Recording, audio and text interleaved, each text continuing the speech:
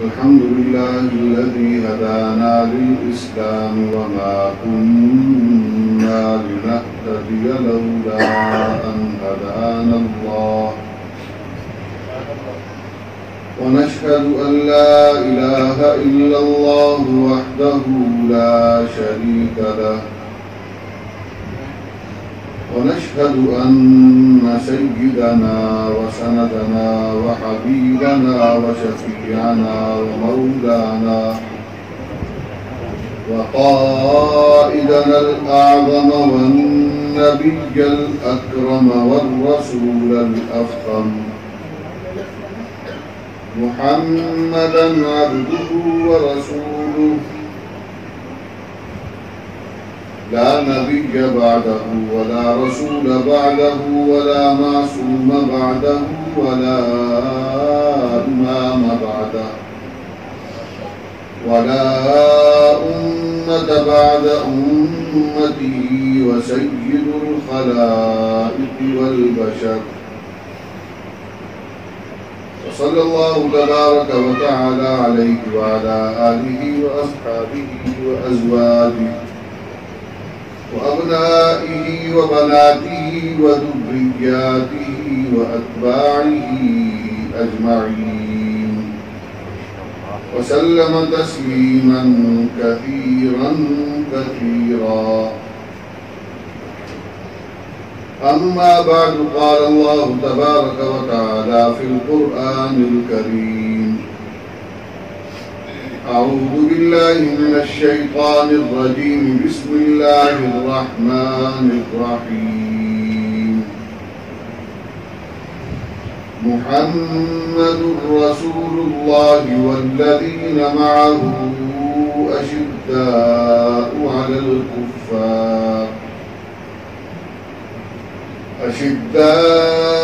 على الكفار رحماء بينهم تراهم ركعا سجدا يبتغون فضلا من الله ورضوانا سيماهم في وجوههم من أثر السجود ذلك مثلهم في التوراة ومثلهم في الإنجيل كزرع أخرج شطأه فآزره فاستغلظ فاستوى على سوقه يعجب الزراع ليغيظ بهم الكفار وعد الله الذين آمنوا وعملوا الصالحات منهم مغفرة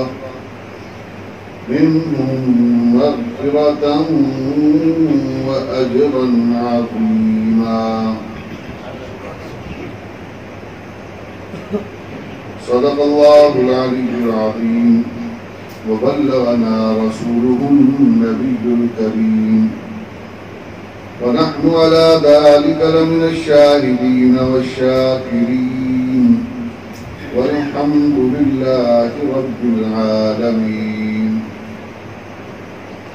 اللهم صل على محمد وعلى آل محمد كما صليت على إبراهيم وعلى آل إبراهيم إنك حميد مجيد. اللهم بارك على محمد وعلى آل محمد كما باركت على إبراهيم وعلى آل إبراهيم إنك حميد مجيد.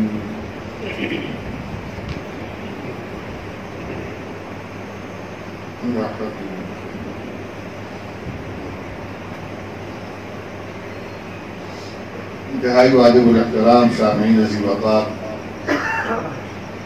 اللہ رب العزت نے جو آیت مبارکہ آپ کے سامنے پڑھنے کی توفیق عطا فرمائی ہے. دعا کریں اللہ اس کا صحیح معنی اور مفہوم اور مقصود آپ کے سامنے بیان کرنے کی توفیق عطا فرمائے. عزیزان گرامی، اللہ تبارک و تعالی نے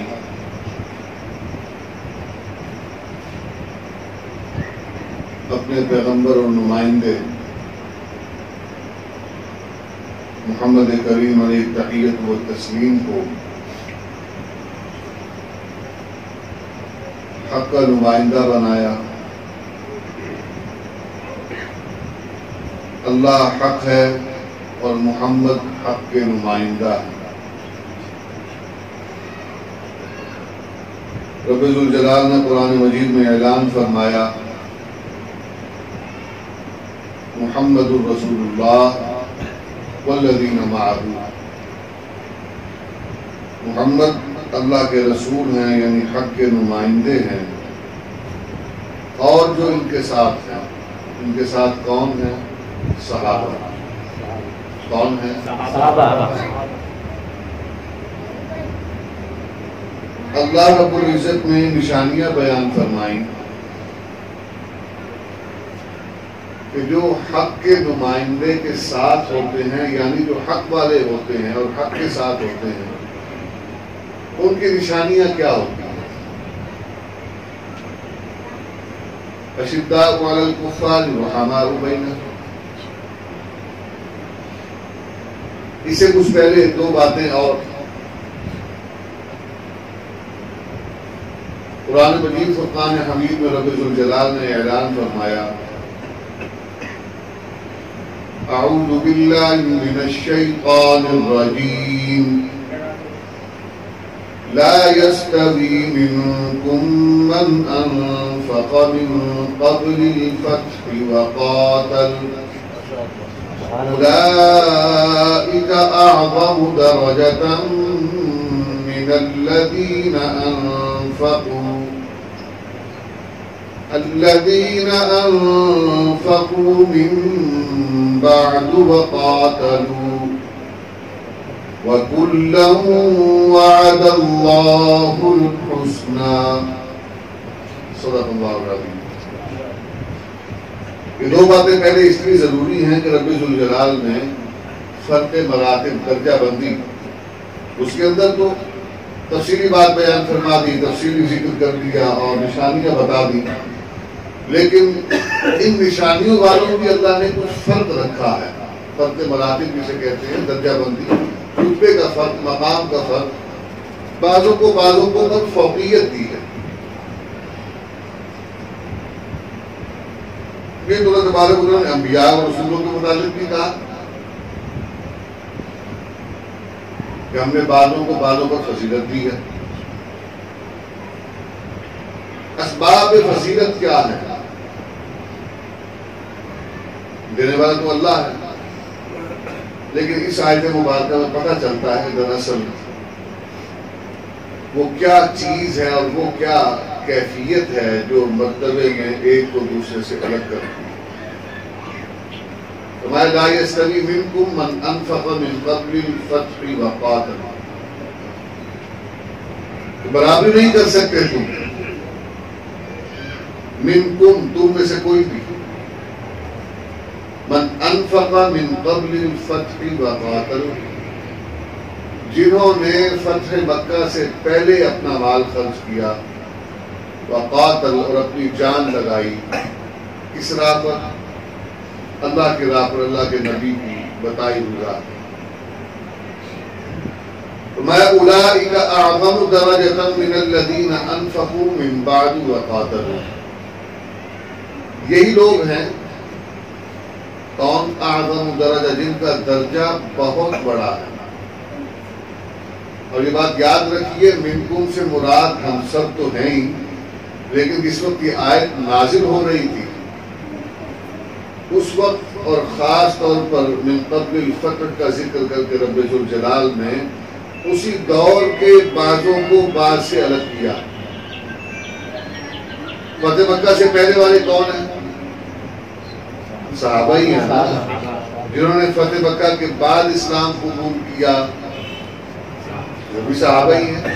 جو فتح مکہ کے بعد بھی 2.5-3 برس تک نبی کریم حیات رہے ہیں، اور آپ کی حیات مبارکہ کے اندر جنہوں نے اسلام قبول کیا، صحابی کی تعریف یہی ہے نا، کہ نبی کے زمانے میں اسلام قبول کیا اور اسلام کی حالت میں یا اس نے نبی کو دیکھا ہو یا نبی نے اس کو دیکھا ہو. وہ صحابی ہے، معہو کی صف میں وہ شامل ہو گیا. تو رب ذوالجلال نے فرمایا کہ اس کو یہ جو بات والا ہے اس کی پہلے کے ساتھ جو فرق ہے اور درجہ بندی جو کی ہے وہ اس لیے کہ بعد والوں نے اور پہلے والوں نے ایسا نہیں کوئی کام الگ الگ نہیں کیے، کام ایک کیا. انفقوا وقاتلوا، انفقا وقاتلا یعنی انفاق کیا، اللہ کی راہ میں خرچ کیا اور اللہ کی راہ میں جہاد کیا. یہی کام فتح مکہ سے پہلے والوں نے کیا، یہی کام فتح مکہ کے بعد والوں نے کیا. تو فرق کہاں پڑا، کس وجہ سے درجہ بندی ہوئی؟ من قبل الفتح، اللہ نے اس کو حد فاصل قرار دیا. اس وقت کو، کون سا وقت؟ جو وقت اللہ تبارک و تعالیٰ نے اسلام اور اسلام کے ماننے والوں کے لیے دشوار رکھا تھا.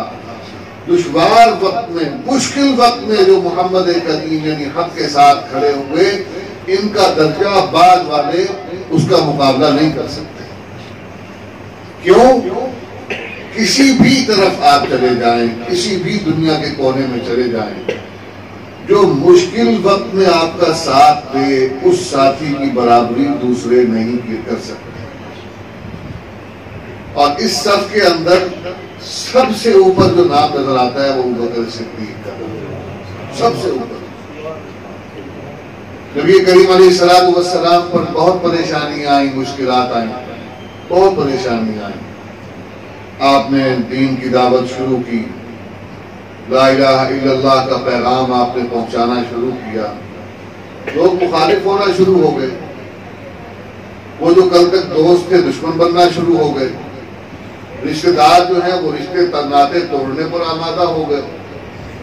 نبی کی بیٹیوں کے ہو چکے رشتے ختم ہو گئے. یہ کوئی چھوٹی بات نہیں ہوتی. نبی کریم کے ساتھ معاملات، لین دین، تعلقات، سب چیزیں آہستہ آہستہ ختم ہونا شروع ہو گئیں. حتیٰ کہ ایک وقت ایسا آیا کہ حرم کعبہ میں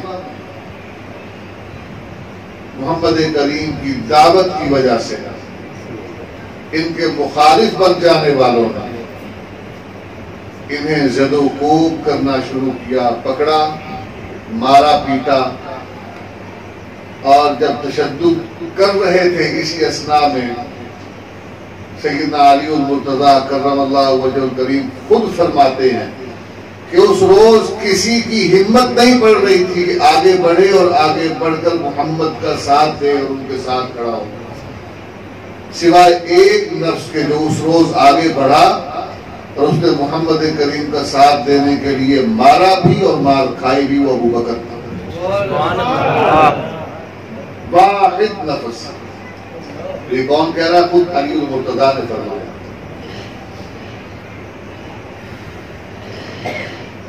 ایسا ساتھ اس روئے زمین پر کوئی بشر ایسا نہیں جس نے عقل کے ذریعے اپنی مرضی اور شعور کی حالت میں اسلام کو قبول کیا ہو اور اس کے متعلق یہ کہا جائے کہ اس نے سوچے سمجھے بغیر ہی محمد کریم کی دعوت کو قبول کر دیا. 1,24,000 یا 40,000 صحابہ کی تعداد آتی ہے، کم و بیش جتنی بھی ہے. ان میں سے ایک اکیلا ابو بکر ہے کہ جیسے ہی ان کے سامنے محمد کریم کی دعوت پہنچی، اگلے لمحے بغیر دقیقہ فروغ گزار کیے، بغیر لمحہ ضائع کیے، فوراً اس دعوت کو قبول کر کے اسلام لے آیا.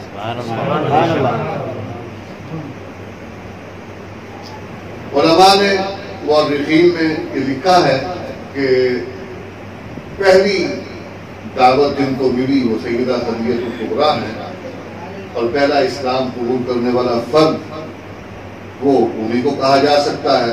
لیکن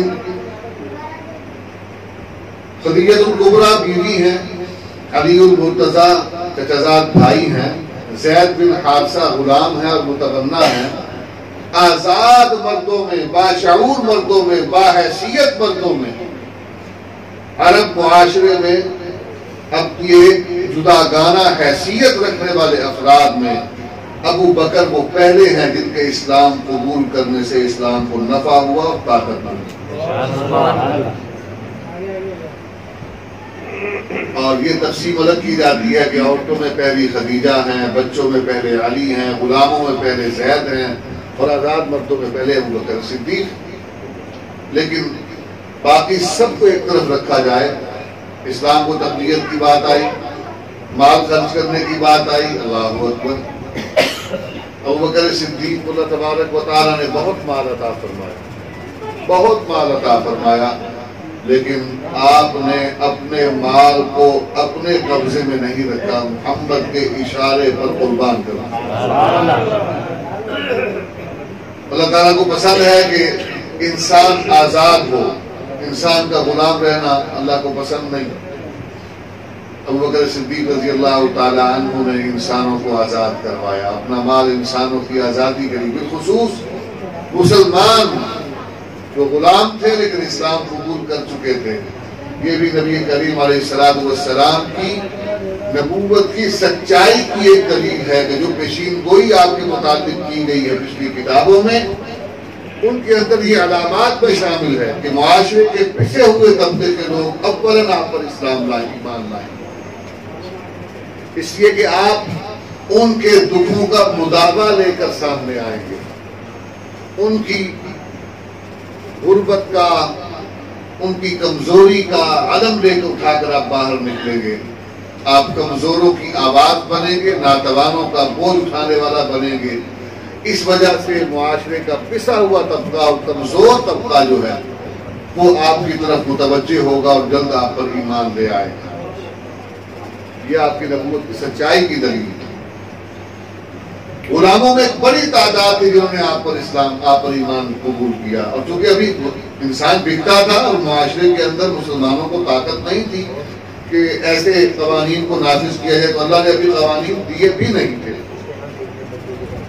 تو غلاموں کا بھی ویسے ہی معاملہ چلا کرتا تھا، تو غلاموں کو آزاد کروانے کے لیے ابو بکر صدیق نے مال خرچ کیا اور بہت کثیر تعداد میں غلام آزاد کروائے۔ تو جناب نبی کریم علیہ السلام فرماتے ہیں کہ راہ اسلام میں مجھے ابو بکر کے مال سے بڑھ کر کسی کے مال میں نفع نہیں پہنچا، اتنا نفع سیدنا صدیق اکبر کے مال نے پہنچایا، باقی صحابہ کے مال نے بھی۔ تو سیدہ خدیجہ الکبریٰ کا مال جو ہے وہ تھوڑا تو نہیں خرچ ہوا، بے تحاشا آپ کی دولت کو نبی کریم علیہ السلام کی خدمت میں انہوں نے خرچ کیا، اور آپ نے جہاں چاہا دین کے راہ میں اس کو استعمال کیا۔ ابو بکر صدیق رضی اللہ عنہ اس حوالے سے ممتاز و جداگانہ حیثیت رکھتے ہیں کہ ان کے احسانوں کے مطابق خود نبی کریم نے فرمایا کہ میں نے ساری انسانیت کے جو لوگ مجھ سے وابستہ ہیں اپنے متعلقین میں، سب کے احسانوں کا بدلہ یہیں پر چکا دیا ہے، سوائے ابو بکر کے، اس کا بدلہ اللہ خود اتارے گا۔ اور جناب ابو بکر صدیق رضی اللہ تعالیٰ عنہ، ان کو جو لقب صدیق کا دیا گیا، یہ خاص موقع ہے معراج سے واپسی کا، کہ نبی کریم معراج پر گئے، واپس تشریف لا رہے ہیں، تو اس موقع پر جبریل سے ایک بات کہتے ہیں کہ میں جو یہ سب کچھ جا کر اپنی قوم کو بتاؤں گا، لوگوں کو بتاؤں گا، تو کون مانے گا؟ وہ تو پہلے میری چھوٹی سی بات نہیں مانتے۔ میں یہ کہوں کہ ایک ہی رات میں سارا معراج کا سفر کر آیا، خدا سے باتیں بھی کر لی، جی وہ سارے مناظر بھی دیکھ لیے، انبیاء سے ملاقات بھی کر لی، امامت بھی کروا دی، اور یہ سب کچھ کتنے عرصے میں ہوا؟ ایک ہی رات میں ہو گیا۔ تو جبریل نے کہا پریشان مت ہو، آپ کی تصدیق کے لیے ابو بکر پہلے سے موجود ہے۔ واپس تشریف لائے تو وہ جو عالم کے سردار تھے وہ بڑے خوش ہوئے اس بات پر۔ کس بات پر؟ وہ پریشان تھے کہ ابو بکر جو ہے یہ محمد کے ساتھ ہیں، کیونکہ محمد کریم کے ساتھ ہونے کی وجہ سے، ابو بکر کے ساتھ ہونے کی وجہ سے ان کی ایک حیثیت میں، اسلام کی بات میں وزن پیدا ہو رہا تھا، کیونکہ ابو بکر مالی اعتبار سے بھی اور اپنی جداگانہ جو حیثیت رکھتے تھے، معاشرے کے اندر پڑھے لکھے لوگوں میں شمار ہوتا تھا، صاحب حیثیت لوگوں میں شمار، صاحب سبق لوگوں میں شمار ہوتا تھا، اور دانش مند لوگوں میں شمار ہوتا تھا. لوگ ان کی بات مانتے تھے اور ان لوگوں میں شامل تھے کہ جن کے کردار کے متعلق سب گواہیاں دینے کو تیار تھے. کمال کی بات یہ ہے کہ جس کردار کی گواہی اللہ نے جناب نبی کریم کے متعلق دلوائی ہے، اسی کردار کی گواہی اللہ نے جناب صدیق اکبر کے متعلق دلوائی. روایات میں جو صفات اللہ نے محمد کریم کی گنوائی ہیں، بالخصوص سیدہ خدیجہ الکبریٰ کے الفاظ، جس وقت پہلی وحی پورا واقعہ میں بیان نہیں کر سکوں، تفصیل میں نہیں جا سکتا، تو وہ پہلی وحی نازل ہوئی، آپ گھر تشریف لائے، حالت روایات میں آتی ہے کب کبھی تاری ہے، بس ٹھنڈے پسینے چھوٹ رہے ہیں، ذرا کہتے ہیں مجھ پر کمبل اڑاؤ، زمبلونی کہ چادر اڑاؤ مجھ پر. تو باوفا بیوی جو ہوتی ہے وہ تو خامد کی ایسی کیفیت دیکھ کر ایسی پریشان ہو گئی. سیدہ خدیجہ نے پوچھا کہ کیا ہوا؟ آپ نے سارا واقعہ سنایا، فرشتے کے آنے کا، اس طرح اس نے مجھے بھیجا، اقرا کہا، پھر وہ وحی کی پوری آیات. تو آپ نے پوچھا کہ کیا اب بھی وہ نظر آ رہے ہیں؟ انہوں نے کہا ہاں اب بھی نظر آ رہے ہیں. انہوں نے سیدہ خدیجہ نے اپنے بال کھولے، بال جب کھولے تو پوچھا اب بھی نظر آ رہے ہیں؟ تو فرمایا نہیں اب نظر نہیں آ رہے، اب بڑھ گئی. فرمایا پریشان مت ہو، یہ اللہ کا فرشتہ ہی ہے.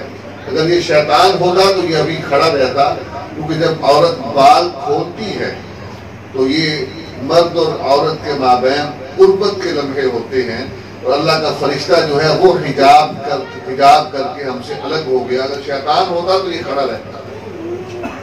ایک تو وہ اس موقع پر ان کو تسلی دلوائی، اس پریشانی کو رفع کیا کہ پریشان نہ ہو، یہ شیطانی حرکت نہیں ہے، یہ رحمان کی طرف سے اشارہ ملا، یہ وحی ہے، وحی الہی ہے. دوسری پھر ان کو کہا کہ آپ پریشان مت ہوں، اللہ آپ کو یار و مددگار نہیں چھوڑے گا. کلا واللہ ما یخزیک اللہ ابدا. اور گواہی کیا دلوائی ہے؟ میں اکثر ساتھیوں کو توجہ دلواتا ہوں کہ اس موقع پر یہ گواہی اللہ نے رقم کروائی ہے، یہ اس بات کی طرف اشارہ ہے، وحی پہلی آ رہی ہے، نبوت کا اظہار ہو رہا ہے، اور پہلی گواہی بیوی کی طرف سے مل رہی ہے. اور بیوی بھی کوئی 1-2 برس کی نہیں، 15 برس کا عرصہ شادی کے بعد گزرا ہے. 15 برس کی طویل رفاقت کے بعد اللہ نے اس کردار کی گواہی دلوائی ہے. انک لتصل الرحم. اللہ تعالیٰ نے کوئی معاشیات کے فلسفے کے مطابق آپ کی گہرائی نہیں بتلائی. اللہ تعالیٰ نے کوئی سماجیات کے مطابق آپ کی خدمات کو جو ہے وہ کسی علم کے حوالے سے کہ آپ کے ہاں عمرانی فلسفہ آپ بہت بہتر سمجھتے ہیں، آپ جو ہے معاشیات کو بہت بہتر سمجھتے ہیں، آپ جو ہے حکمرانی کے اصولوں کو اچھی طرح جانتے ہیں، اس لیے میں آپ کو قوموں کا حکومت کا جو ہے رہنما بنا رہا ہوں، عالمگیر رہنما بنا رہا ہوں. نہیں، چھوٹی چھوٹی باتیں اس کو سمجھنے کی ضرورت ہے. انک لتصل الرحم، آپ صلہ رحمی کرنے والے ہیں. کس کے متعلق گواہی دلوائی جا رہی ہے؟ اس فرد کے متعلق جس نے عالمگیر رہنمائی کا کردار ادا کرنا ہے. صرف عربوں کی رہنمائی نہیں کرنی، عربوں کی امامت اور قیادت نہیں کرنی، وہ عرب و عجم کا رہنما ہے، شرق و غرب کا رہنما ہے، اور زمانہ ایسا اس کا طویل ہے کہ قیامت تک اسی کا زمانہ چلے گا. اس رہنما کی گواہی، اس کے کردار کی گواہی دلوائی جا رہی ہے. آپ صلہ رحمی کرنے والے ہیں. اللہ اتنی بڑی بات ہے صلہ رحمی کہ یہ کسی عالمگیر رہنما کے اندر ہونا اس کا ضروری ہے. تجھے پسند ہے وَتُكْسِبُ الْمَعْدُومَ، بے روزگاروں کو روزگار سے وابستہ کرنے والے. وَتَحْمِلُ الْكَلَّ، ناداروں کمزوروں کا بوجھ اٹھاتے ہیں. اللہ اکبر. وَتُقْرِي الضَّيْفَ، مہمانوں کی مہمان نوازی کرتے ہیں. وَتُعِينُ عَلَى نَوَائِبِ الْحَقِّ، راہ حق کے پریشان حالوں کے ساتھ آپ کھڑے ہو جاتے ہیں، ان کے معاون بن جاتے ہیں. ایسا نہیں ہوتا کہ دوسری طرف 100 آدمی کھڑا ہوا ہے اور حق اگر ایک کے ساتھ ہے تو آپ 100 کے ساتھ کھڑے ہو جائیں گے. ایسا نہیں ہوگا. آپ ہمیشہ جس طرف حق ہوگا اس کے ساتھ کھڑے ہوں گے. یہ صفات ہیں اللہ تبارک و تعالیٰ نے نبی کریم کے متعلق جو گواہی دلوائی ہے. بعینہ ہی انہی صفات کے ساتھ گواہی جناب ابوبکر صدیق کے متعلق. نبی اور صدیق ان میں صرف نبوت کا فرق ہوتا ہے، مزاج میں، طباع میں، عادات میں بالکل ایک دوسرے کا آئینہ ہوتے ہیں۔ اور نبی صدیق یہ جدا نہیں ہوتے، ہمیشہ اکٹھے ہوتے ہیں۔ مماثلتیں کتنی ہیں جی، عمر مبارک دیکھ لیں، امراض دیکھ لیں، حملے دیکھ لیں جی، جتنی عمر نبی کریم کی ہے اتنی ابوبکر صدیق۔ آپ کا زمانہ خلافت اس کو پیمائش کرتی ہے تو بڑا آسان ہے کہ نبی کریم کے وصال کے بعد جتنی عمر آپ کی تھی، آپ نبی کریم کے وصال جتنی عمر تک پہنچے، یہ آپ کا زمانہ خلافت ہے۔ جیسے ہی اس عمر کو پہنچے اللہ تعالیٰ نے آپ کو بھی بلوا دیا، یعنی 63 برس کی عمر اگر نبی کریم کی ہے اور آپ کی ابوبکر صدیق کے ساتھ 2-2.5 برس کی وہ عمر کی ایک تفاوت بنتا ہے، آپ بڑے تھے ابوبکر صدیق سے، تو اتنا ہی آپ کا زمانہ خلافت ہے۔ جس وقت آپ کی عمر وصال نبوی کی عمر کو پہنچی تو اللہ تبارک و تعالیٰ نے ملک الموت کو آپ پر بھی بھیج دیا۔ یہ مماثلت ہے۔ آپ پر حملہ اتنا ہوا، زہر دیا گیا، زہر دیتے وقت آپ کے ساتھ صحابی موجود تھا، ابوبکر صدیق کو بھی زہر دیا گیا، اور زہر دیتے وقت آپ کے سرخان پر بھی ایک صحابی موجود تھے، آپ کے ساتھی دوسرے موجود تھے، وہ شہید ہو گئے، آپ بچ گئے۔ اور بھی بہت سی چیزیں دوبارہ بات طویل ہو جائے گی۔ رب ذوالجلالہ ابوبکر صدیق رضی اللہ تعالیٰ عنہ کے متعلق ایک گواہی دلوائی، اور کمال کی بات جناب سیدنا ابوبکر صدیق رضی اللہ تعالیٰ عنہ حدیث مبارکات میں ہے کہ لو کان بعدی نبیا لکان عمر۔ اس کو سب نبوت کا پہلو تو اپنی جگہ پر، لیکن اس میں جو نکتہ ہے، دادا جی رحمت اللہ علیہ اس کی بڑی خوبصورت تشبیہ تعریف کیا گیا، اس کی تعبیر کیا کرتے تھے اس کی بہت خوبصورت۔ ابا جی سے سنا میں نے یہ دیکھیں، کوئی کہہ سکتا ہے کہ لو کان بعدی نبیا لکان عمر، کہا ابو بکر کیوں نہیں کہا؟ کہہ سکتا ہے نا کہنے والا، اس سے تو پتہ چلتا ہے کہ عمر کا مقام ابو بکر سے بڑا ہو گیا، کہ نبوت سے بڑا کوئی منصب ہے تو نبی کہہ رہے ہیں کہ میرے بعد اگر نبوت جاری ہوتی تو عمر نبی ہوتے۔ اب اس سے کیا جواب ہے؟ فرمایا دادا جی رحمۃ اللہ کے الفاظ کے، ایسا نہیں ہے کہ اللہ تبارک و تعالیٰ نے عمر کا مقام بڑھا دیا، ابو بکر کا مقام گھٹا دیا۔ یہ اس میں عمر کے متعلق گواہی اس لیے دلوائی کہ ابو بکر کے بننے میں تو شک ہی نہیں تھا۔ اگر نبوت جاری ہوتی تو نبی کے بعد تو مقام ہی صدیق کا ہے۔ عمر وہ ہے جو زندگی میں بہت سے ابتدائی ایام نبوت کے ساتھ جھگڑا کرتا رہا ہے، یہ لڑتا رہا ہے۔ نبی نے اس کو مانگا ہے، مانگنے کے بعد اس کے دل کی کایا پلٹ ہوئی ہے، پھر یہ نبی کی جھولی میں آیا ہے۔ تو اس کے مطابق شک و شبہ والی بات تھی، تو فرمایا کہ اگر نبوت جاری ہوتی تو عمر بھی نبی ہوتا۔ تو پہلا مقام صدیق اکبر کا، ان کے مطابق سوچا بھی نہیں جا سکتا کہ ان سے آگے کوئی جائے۔ وہ صدیق جن کی 3 دن اور 3 راتوں کے مطابق خود عمر یہ کہہ رہے ہیں کہ اگر یہ 3 دن اور 3 جو نبی کے ساتھ ہجرت میں گزرے ہیں، یہ اگر غار کے وہ دن مجھے دے کر میری زندگی بھر کی تمام اچھائیاں اور نیکیاں لے لے تو مجھے یہ سودا مہنگا نہیں لگا۔